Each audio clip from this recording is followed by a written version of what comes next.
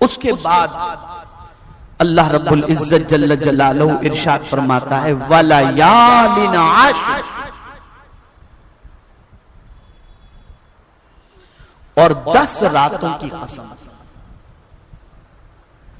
یہ 10 رات کون سی جس کا ذکر سورہ فجر کے اندر ہے؟ تو مفسرین فرماتے ہیں کہ 10 راتوں کا کہہ کر اس سے دن بھی مراد لیا جاتا ہے کہ عرب کے اندر اس طریقے کا محاورہ رہا کہ رات بول کر کے دن مراد لیا جاتا ہے۔ اب یہ 10 راتیں کون سی یا 10 دن کون سے؟ تو اکثر مفسرین اس بات کی طرف گئے ہیں کہ جن 10 راتوں کی اللہ نے یہاں پر قسم یاد فرمائی ہے وہ ذی الحجہ کی 10 راتوں کی قسم یاد فرمائی ہے۔ یہ ذی الحجہ کی 10 راتوں کی قسم، اسی لیے فرمایا گیا جسے قربانی کرنی ہو اسے چاہیے کہ چاند رات سے پہلے ہی اپنے ناخن، بال، مونچھیں، یہ ساری چیزوں کو اور غیر ضروری بالوں کو ترش والے، اور 10 دنوں تک پھر جو ہے ناخن، مونچھیں، بال یہ سب نہ بنوائے، قربانی کے بعد یہ ساری چیزیں کرے۔ تو 10 رات سے مراد ذی الحجہ کی 10 رات۔ بعض مفسرین نے فرمایا کہ اس سے مراد رمضان کی آخری 10 راتیں ہیں۔ بعض مفسرین نے فرمایا کہ اس سے مراد ماہ محرم کی 10 راتیں ہیں، اور بعض مفسرین نے یہ بھی فرمایا کہ حضرت موسیٰ کلیم اللہ علیہ السلام کے لیے جن 10 راتوں کا اضافہ کیا گیا تھا وہ 10 راتیں ہیں۔ لیکن یہاں اکثر مفسرین جس بات کی طرف گئے ہیں وہ یہ ہے کہ ماہ ذی الحجہ کی 10 راتیں۔ میرے پیارے آقا صلی اللہ تعالی علیہ وسلم کے پیارے دیوانوں، اب میں آپ کو بتاؤں کہ ماہ ذی الحجہ کی 10 راتیں اور 10 دنوں کی فضیلت حدیث مبارکہ میں کیا ہے، تاکہ آپ اور ہم ان 10 دنوں کا احترام بھی کریں اور ان 10 دنوں رات کو اللہ رب العزت جل جلالہ کی بندگی میں گزارنے کی کوشش کریں۔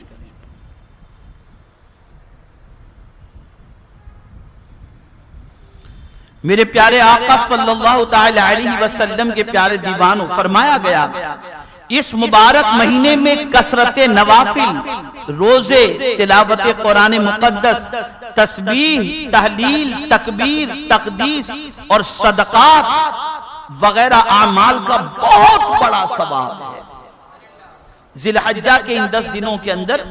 اور میرے پیارے آقا صلی اللہ تعالی علیہ وسلم کے پیارے دیوانوں، سیدہ حضرت ام سلمہ رضی اللہ تعالی عنہ فرماتی ہیں، یہ مسلم شریف اور مشکاۃ شریف کی حدیث ہے، حضرت ام سلمہ رضی اللہ تعالی عنہ فرماتی ہے کہ رسول خدا حبیب کبریا صلی اللہ علیہ وسلم نے فرمایا جس وقت عشرہ ذی الحجہ داخل ہو جائے اور تمہارا بعض آدمی قربانی کا ارادہ رکھتا ہو تو چاہیے کہ بال اور جسم سے کسی چیز کو مس نہ کرے، مطلب یہ ہے کہ جدا نہ کرے داخل ہونے کے بعد، اس سے پہلے ناخن بھی تراش لے اور بال بھی کٹا لے۔ اور ایک اور روایت میں ہے کہ جو شخص ذی الحجہ کا چاند دیکھ لے اور قربانی کا ارادہ ہو تو نہ بال بنوائے نہ ناخن ترشوائے۔ اب آگے آپ سماعت فرمائیں، اس کو آپ سنیں گے تو آپ کو اس کی عظمت سمجھ میں آئے گی۔ ماہ ذی الحجہ کے عشرہ ماہ ذی الحجہ کے 10 دنوں کی سیدنا حضرت ابن عباس رضی اللہ تعالی عنہما نے فرمایا کہ رسول خدا صلی اللہ علیہ وسلم نے فرمایا کہ کوئی دن ایسا نہیں ہے کہ نیک عمل اس میں، یعنی اب آپ دیکھ لیں 11 مہینے 20 دن، عشرہ ذی الحجہ کے 10 دن چھوڑ دیجئے تو 11 مہینے 20 دن بچے نا، تو فرماتے کوئی دن ایسا نہیں ہے کہ نیک عمل اس میں ان ایام عشرہ سے اللہ کے نزدیک زیادہ محبوب ہو۔ یعنی 11 مہینے 20 دن آپ جو عمل کرتے ہیں اس سے زیادہ اگر اللہ کو کسی دن میں عمل پسند ہے تو وہ یہ عشرہ ذی الحجہ میں پسند ہے۔ صحابہ کرام علیہم الرضوان نے عرض کیا یا رسول اللہ صلی اللہ علیہ وسلم جہاد فی سبیل اللہ بھی نہیں؟ فرمایا جہاد فی سبیل اللہ بھی نہیں، مگر وہ مرد جو اپنی جان اور مال لے کر نکلا اور ان میں سے کسی چیز کے ساتھ واپس نہیں آیا، یعنی کوئی جان اور مال لے کر کے نکلا۔ اب یہاں میں بہت اہم نکتہ عرض کروں گا، جان اور مال لے کر کے نکلا جہاد کے لیے اور اس میں سے کوئی بھی چیز نہیں بچی، جان بھی چلی گئی، مال بھی چلا گیا، تو اس کی یہ قربانی اور اس کا یہ عمل عشرہ ذی الحجہ میں کیے جانے والے عمل سے بہتر ہے۔ اور اگر وہ شخص جہاد میں گیا اور جان و مال لے کر واپس آیا تو اس سے بھی بہتر عمل جو شخص عشرہ ذی الحجہ میں نیکی کرتا ہے اس کا مقام اس سے بھی افضل و اعلیٰ۔ یہاں یہ بات ذہن میں رکھیں، کبھی کہا جاتا ہے مال اللہ کے نام پر دو تو لوگ تھوڑے سے ہچکچاتے ہیں، اور اگر کہا جائے کہ مال بھی اللہ کی امانت ہے، جان بھی اللہ کی امانت ہے، تو لوگ کہتے ہیں کہ ہاں یہ تو ہے۔ اگر کہا جائے جان بھی اللہ کے فرمان پر عمل میں گزارو اور مال بھی اللہ کے فرمان پر عمل میں خرچ کرو، تو جان کے سلسلے میں تو مسجد میں کسی حد تک 5 وقت کے لیے چلے جائیں گے، کچھ تہجد بھی پڑھ لیں گے، کچھ تلاوت بھی کر لیں گے، تھوڑی سی جان کو گھسنے کی کوشش کریں گے۔ لیکن مال کے معاملے میں انسان بڑا کم صرف واقع ہوا ہے۔ بس اس مثال کو سمجھو کہ جان بھی اللہ کی امانت اور مال بھی اللہ کی امانت، اس کو سمجھنا ہے تو اس طریقے سے سمجھو۔ مجھے یہ بتاؤ کیا کوئی شخص پرماننٹ زندہ رہ سکتا ہے؟ اچھا کوئی یہ بتا سکتا ہے کہ میں اتنا جیوں گا؟ نہیں نا۔ میرا رب جب چاہتا ہے جس کی چاہتا ہے جان نکال لیتا ہے۔ کیوں نکال لیتا ہے؟ اس لیے کہ جان کا وہ مالک ہے، جان کا وہ مالک ہے۔ تو یہی تصور مال کے بارے میں بھی رکھو، جیسے وہ جان کا مالک ہے ویسے ہی وہ مال کا مالک ہے، جب چاہے گا تمہیں مال دے دے گا، جب چاہے گا تم سے چھین لے گا۔ تو جان جب چھینی جاتی ہے تو مال نہیں چھینا جاتا۔ بڑے بڑے آپ دیکھ لیں اور خائن الحرمین کو دیکھ لیں، سعودی کو دیکھ لیں، جس نے اپنی دولت کے ذریعے وہابیت کو پھیلایا اور اپنی دولت پر بڑا غرور تھا کہ ختم نہ ہوگی، لیکن آج آپ دیکھیں کہ ورلڈ بینک سے قرض مانگتے ہوئے نظر آ رہا ہے اور سیلری دینے کے لیے اس کے پاس دولت نظر نہیں آ رہی ہے۔ کیوں؟ اس لیے کہ مال بھی اللہ کی امانت ہے، وہ جب چاہے جس کو چاہے جتنا چاہے دے دے اور جب چاہے وہ لے لے۔ لیکن اس نے بتایا کہ اگر تم چاہتے ہو کہ مال تمہارے پاس رہے اور جان تمہاری میرے فرمان کے مطابق عمل کے اندر گزرے تو سن لو، اگر میرے فرمان پر تم جان دے دو گے تو جان جائے گی لیکن ہمیشہ کی زندگی مل جائے گی، اور مال قبول کر کے تمہیں اور 10 گنا زیادہ عطا کر دیا جائے گا۔ تو جان بھی اللہ کی امانت ہے اور مال بھی اللہ کی امانت ہے۔ اللہ کو سب سے زیادہ کسی دن کے عمل پسند ہیں، محبوب ہیں، تو وہ عشرہ ذی الحجہ کے، یعنی ان 10 دنوں میں بندہ جو عبادت کرتا ہے، دن میں ہو کہ رات میں ہو، میرے کریم کو اس دن کی عبادت باقی سارے دنوں کی عبادت سے زیادہ محبوب۔ میرے پیارے آقا صلی اللہ تعالی علیہ وسلم کے پیارے دیوانوں، مشکات شریف کی حدیث ہے، سیدنا حضرت ابو ہریرہ رضی اللہ تعالی عنہ تاجدار کائنات صلی اللہ علیہ وسلم سے روایت کرتے ہیں کہ حضور صلی اللہ علیہ وسلم نے ارشاد فرمایا، کوئی دن زیادہ محبوب نہیں اللہ تعالیٰ کی طرف کہ عبادت ان میں کی جائے ان 10 دنوں یعنی ذی الحجہ کے۔ اب آگے سنیں، ان دنوں میں ایک دن کا روزہ سال کے روزوں کے برابر ہے۔ اور ان کی ایک رات کا قیام سال بھر کے قیام کے برابر ہے. یعنی ذی الحجہ کا ایک روزہ رکھنا یہ سال بھر روزے رکھنے کے برابر ہے، اور ذی الحجہ کی ایک رات قیام کرنا یہ سال بھر قیام کرنے کے برابر ہے. یہ مشکاۃ شریف ہے.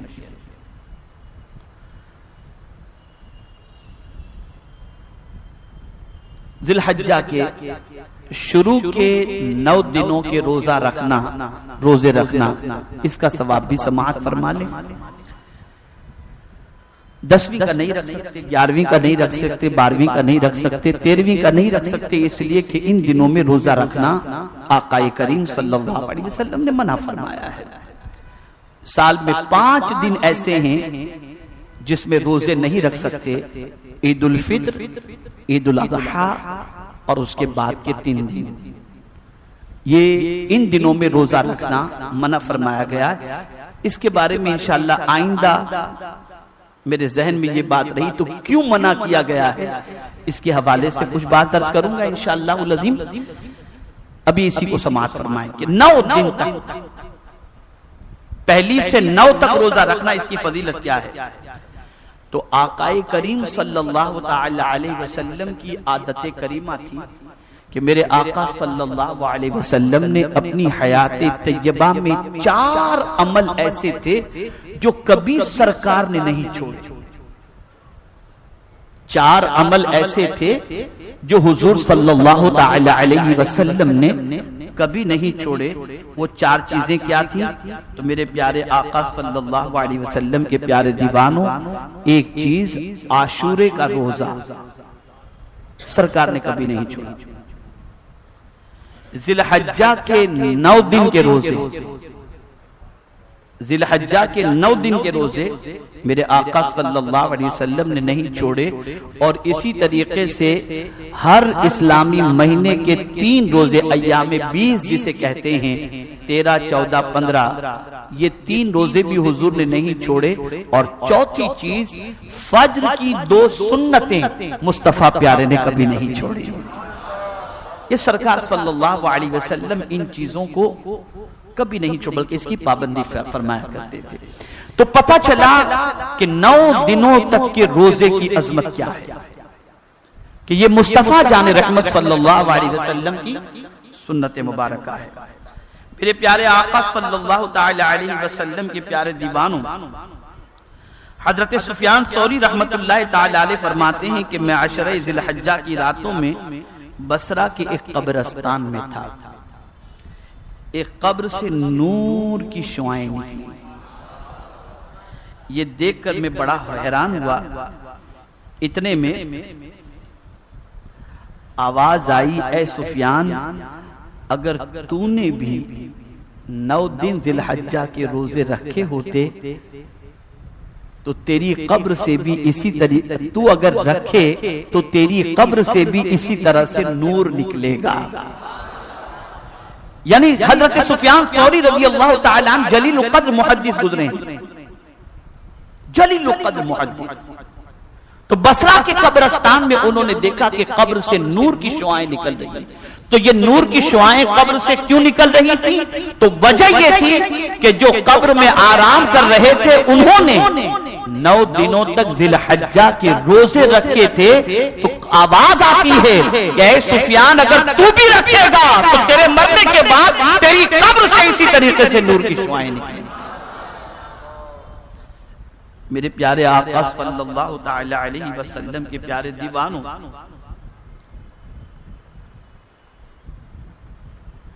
اب یہ حدیث سماعت فرمائیں اور پھر محسوس کریں کہ ان 10 دنوں کی کیا فضیلت ہے. ام المؤمنین حضرت عائشہ صدیقہ رضی اللہ تعالیٰ عنہ فرماتی ہیں کہ عہد رسالت مآب صلی اللہ علیہ وسلم میں ایک شخص گانے کا شوقین تھا. چھپ چھپ کر گانے سننا، گانے سننے کا شوقین تھا. مگر جب ذی الحجہ کا چاند نظر آتا تو روزے رکھنا شروع کر دیتا. آقا کریم صلی اللہ علیہ وسلم کو اس شخص کے بارے میں بتایا گیا تو حضور صلی اللہ علیہ وسلم نے اس شخص کو بلایا، سرکار نے بلایا اور اس شخص سے پوچھا کہ کیا بات ہے کہ میں نے سنا ہوں کہ عشرہ ذی الحجہ کی آغاز یعنی چاند جیسے ہی ذی الحجہ کا نظر آ جاتا ہے تو عبادت اور ریاضت میں روزے میں مصروف ہو جاتا ہے. تو اس کا جواب سمجھا. وہ جواب میں عرض کرتا ہے یا رسول اللہ صلی اللہ تعالی علیہ وسلم مجھے یہ خیال آتا ہے کہ یہ حج کے دن ہیں اور مجھے یہ بات پسند آئی کہ اللہ تعالیٰ مجھے حاجیوں کی دعاؤں میں شریک فرمائے، اس لیے میں سب کچھ چھوڑ کر یعنی یہ ساری چیزیں چھوڑ کر روزے بھی رکھتا ہوں اور اللہ کی یاد میں لگ جاتا ہوں. تو آقا کریم صلی اللہ علیہ وسلم نے اس پر کیا ارشاد فرمایا؟ تو رسول اعظم صلی اللہ علیہ وسلم نے ارشاد فرمایا تجھے ہر دن کے روزے کے بدلے میں 100 مسلمان غلاموں کو آزاد کرنے کا ثواب عطا فرمائے اور 100 اونٹ کے صدقہ کرنے، 100 گھوڑے اللہ کی راہ میں دینے کا ثواب اللہ عز و جل عطا فرمائے گا. اور 8ویں تاریخ یوم ترویہ جسے کہتے ہیں اس کے روزے کے بدلے میں اللہ تجھے 1000 غلام آزاد کرنے اور 1000 اونٹ صدقہ کرنے اور 1000 گھوڑوں کو اللہ کی راہ میں دینے کا ثواب عطا فرمائے گا. اور عرفہ کا روزہ یعنی 90 ذی الحجہ کے روزے کے بارے میں میرے آقا صلی اللہ علیہ وسلم نے فرمایا 2000 غلاموں کو آزاد کرنے، 2000 اونٹ کے صدقہ کرنے اور 2000 گھوڑوں کو اللہ کی راہ میں دینے کا ثواب ملے گا. اور 1 سال گزشتہ اور سال آئندہ کا اللہ تعالیٰ تجھے روزوں کا ثواب بھی عطا فرمائے گا. یہ روایت بنیۃ الطالبین میں موجود ہے، سیدنا غوث الثقلین رضی اللہ تعالیٰ عنہ کی اس کتاب میں. میرے پیارے آقا صلی اللہ تعالیٰ علیہ وسلم کے پیارے دیوان ما ثبت من السنہ میں عرفہ کے روزے یعنی 90 ذی الحجہ کا روزہ حاجی کے لیے تو یہ روزہ مکروہ ہے اس لیے کہ اس کے اندر اسے قتل واقع ہوگا، اس لیے حاجی 90 ذی الحجہ کو روزہ نہ رکھے. یہ روزے کی فضیلت ان لوگوں کے لیے خاص طور پر ہے جو حج کے لیے نہیں جاتے اور اپنے اپنے وطن کے اندر موجود ہیں. میرے پیارے آقا صلی اللہ تعالی علیہ وسلم کے پیارے دیوانوں ان کے لیے 90 ذی الحجہ کا روزہ یعنی یوم عرفہ کا روزہ یہ کتنا افضل و اعلیٰ ہے. سماعت فرمائیں آقا کریم صلی اللہ تعالی علیہ وسلم کے ارشاد کے مطابق ان دنوں میں یعنی عرفہ کا دن بڑا معظم دن ہے کہ عرفہ کا روزہ 1 سال گزشتہ اور 1 سال آئندہ کے گناہوں کو مٹا دیتا ہے.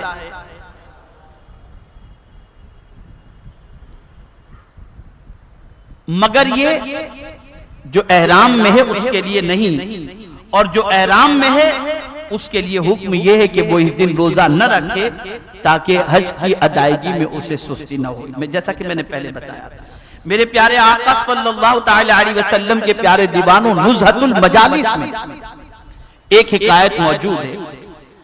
ایک بزرگ نے خواب میں دیکھا کہ قیامت قائم ہو گئی. فرماتے ہیں کہ میں نے اپنے ایک دوست کے آگے 10 نور دیکھے اور اپنے آگے صرف 2 نور دیکھے. اس سے مجھے تعجب ہوا. اتنے میں مجھے بتایا گیا کہ تیرے دوست نے 10 سال عرفہ کا روزہ رکھا، اس لیے اس کے آگے 10 نور ہیں اور تو نے صرف 2 سال عرفہ کا روزہ رکھا تھا اس لیے تیرے آگے 2 نور ہیں. میرے پیارے آقا صلی اللہ تعالی علیہ وسلم کے پیارے دیوانوں مزید آپ اس کے حوالے سے سماعت فرمائیں تو آپ کو محسوس ہوگا کہ پروردگار جل جلالہ ان دنوں میں عبادت کرنے والوں کے سلسلے میں کیا ارشاد فرماتا ہے. ام المؤمنین حضرت عائشہ صدیقہ رضی اللہ تعالی عنہا سے روایت ہے تاجدار کائنات صلی اللہ علیہ وسلم نے ارشاد فرمایا عرفہ سے زیادہ کسی دن میں اللہ تعالیٰ اپنے بندوں کو جہنم سے آزاد نہیں فرماتا. سب سے زیادہ اگر کسی دن اللہ عز و جل جہنم سے اپنے بندوں کو آزاد فرماتا ہے تو وہ یوم عرفہ ہے. اور میرے پیارے آقا صلی اللہ علیہ وسلم کے پیارے دیوانوں پھر ان کے ساتھ فرشتوں میں مباحات فرماتا ہے، یعنی فرشتوں سے ارشاد فرماتا ہے میرے فرشتوں یہ دیکھو میرے بندے کس طرح سے میری یاد میں لگے ہیں، کس طرح سے مجھے پکارتے ہیں۔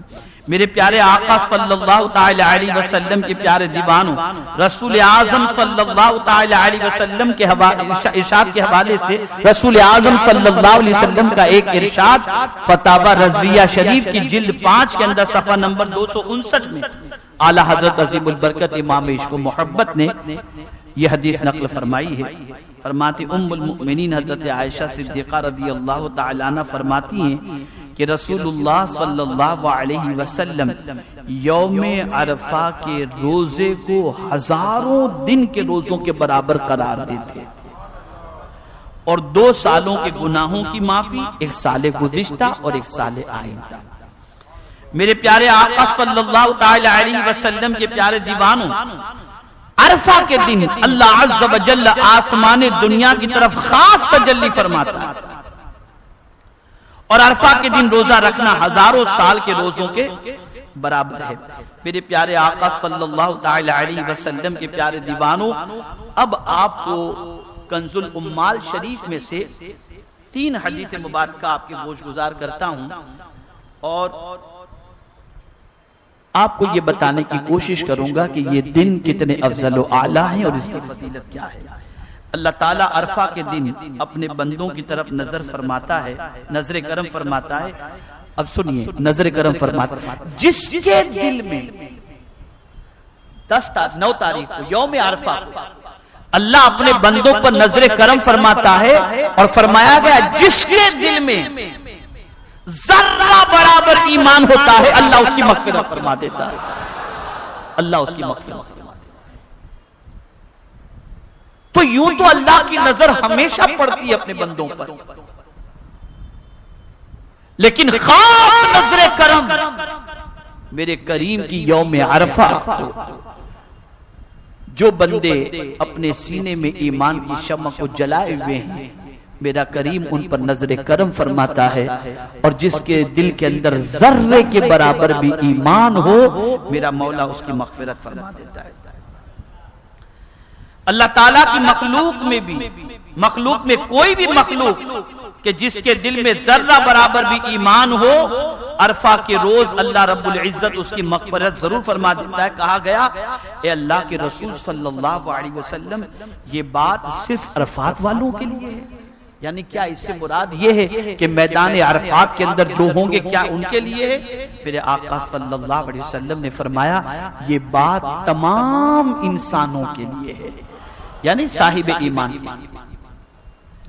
تو نبی اکرم صلی اللہ علیہ وسلم نے فرمایا یہ بات صرف عرفات والوں کے لیے خاص نہیں بلکہ عمومی طور پر تمام انسانوں کے لیے ہے، یعنی جس کے دل کے اندر بھی رائے کے دانے کے برابر ایمان ہوگا اور اسے یوم عرفہ نصیب ہو گیا میرا مولا اپنے فضل و کرم سے اس کی مغفرت فرما دے گا۔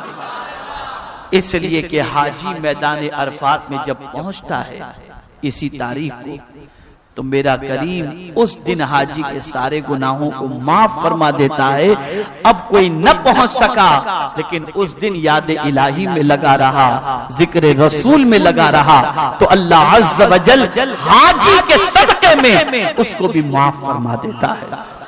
میرے پیارے آقا صلی اللہ تعالی علیہ وسلم کے پیارے دیوانوں ہمارے لیے ضروری ہے کہ ان مقدس دنوں کو اور ان مقدس راتوں کو لہو و لعب میں نہ گزاریں، کھیل کود میں نہ گزاریں۔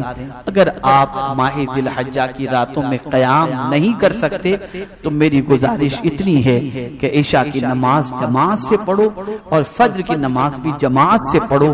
اگر آپ کو ایسا لگے کہ رات جگوں گا تو فجر کی نماز چھوٹ جائے گی یا جماعت چھوٹ جائے گی تو بہتر ہے کہ جگنے کی بجائے آپ کوشش کریں کہ عشاء جماعت سے پڑھ کر جتنا جگ سکتے ہو پڑھ سکتے ہو اتنا پڑھیں کریں، اور فجر کی نماز بھی جماعت سے۔ میں آپ کو خاص طور پر کیا کرنا چاہیے ایک ٹارگٹ آپ کو دے دوں، اس لیے کہ ٹارگٹ ہوگا تو انشاءاللہ اس کو آپ اچیو کرنے کی کوشش کریں گے، اس کو پورا کرنے کی. آپ یہ ارادہ کریں کہ میرے مولا میں ان 10 راتوں کے اندر، ان دنوں کے اندر روز کے 3 پارے 4 پارے پڑھ کر ایک قرآن شریف ختم کروں.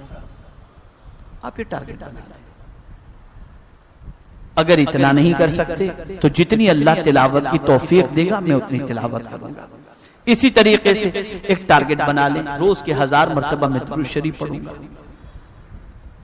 اس طریقے سے 10,000 درود شریف بارگاہ رسول صلی اللہ علیہ وسلم میں پیش کرنے کی سعادت نصیب ہو جائے گی. کلمہ طیبہ کے ورد کے حوالے سے سوچ لیں، قضائے عمری کے حوالے سے سوچ لیں. غرض کہ یہ 10 دنوں رات لغو و لعب میں نہیں ضائع نہ کریں، بلکہ اس کا احترام کریں، اس میں عبادت کریں، اس میں تسبیح و تحلیل کریں، تحمید و تقدیس کریں. اللہ عز و جل حجاج کے صدقے میں آپ کی ان عبادتوں کو ضرور قبول فرمائے گا، اور پروردگار حجاج کے صدقے میں مغفرت کا پروانہ عطا فرمائے گا. میرے پیارے آقا صلی اللہ تعالی علیہ وسلم کے پیارے دیوانوں، مجھے امید ہے کہ انشاءاللہ العظیم عشرہ ذی الحجہ کا اہتمام کریں گے، احترام کریں گے، عبادت کریں گے، گناہوں سے بچیں گے، تحمید و تقدیس کریں گے، تسبیح و تحلیل کریں گے، توبہ استغفار کریں گے، اور اپنے رب کو منانے کی کوشش کریں گے. اور اسی طریقے سے آپ ضرور بھی ضرور اس میں خیرات و صدقات کریں، اللہ عز و جل کی رضا حاصل کرنے کے لیے.